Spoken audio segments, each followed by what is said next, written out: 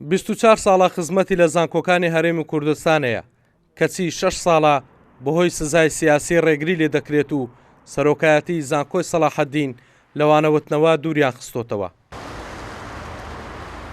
نزیکەی 6 ساڵ دەوی بەنای یاسایی بەناحەق زانکۆی سەرۆکایەتی زانکۆی سەلاحەدین بە هیچ شێوەیەک ئەرکانی من ناڵی ئەرکانم جێبەجێ و ڕێگریم لێ دەکەن لە بەدەستێنانی مافەکان و هەروە جێبەجێکردنی ئەرکەکانم. ئێستا من وەکو بندیوارێکی فەرمیم لێ هاتیە لەلایەن حکوومەتی هەرێمی کوردستانەوە مافەکانم پێ دەبەخشێ بەڵام هەموو ئەرکانشم لێ سەندراتەوە تەنان ناڵن 1 ساعتیش لە ماوەی هەفتەیەکدا بۆ ئەو 6 ساڵە تەنان 1 ساعتیش داوام نەکردیە. ئیعادە محکەمە کراتەوە. دژی بڕیاری دوورخستنەوەی لە دادگا سکاڵای تۆمار کردووە. دادگای کارجێڕی کەیسەکەی لە بەرژەوەندی ئەو یەکلایی کردەوە. بەڵام ئەنجومەنی شورا بە زۆرینەی دەنگ لە بەرژەوەندی زانکۆی سەلاحەدین بڕیارەکەی هەڵوەشاندەوە.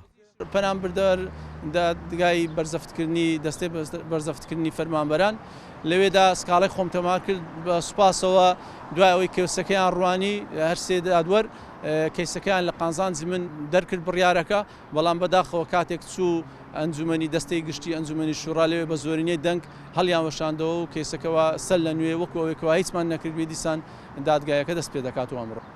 باوتەیە و مامۆستایی زانکۆی سەلاحەدین ژمارەیەکی دیکە لە مامۆستایان هەمان کێشەیان هەیە بەڵام ئەو مامۆستایانە لە دادگا سکاڵایان تۆمار نەکردووە. گرتنەبەری ئەو هەنگاوانەش لە زانکۆی سەلاحەدین دژێ و مامۆستایانە بە مەترسی دەزانێت.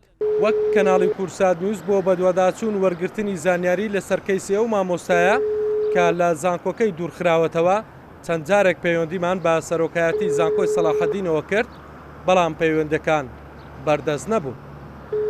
پەیوەندیەکەت وەڵام ناداتەوە تکایە دواتر پەیوەندی بکەرەوە یان پەیامێک بنێرە. هەڵگوڕ ئەحمەد کورسات نیوز هەولێر.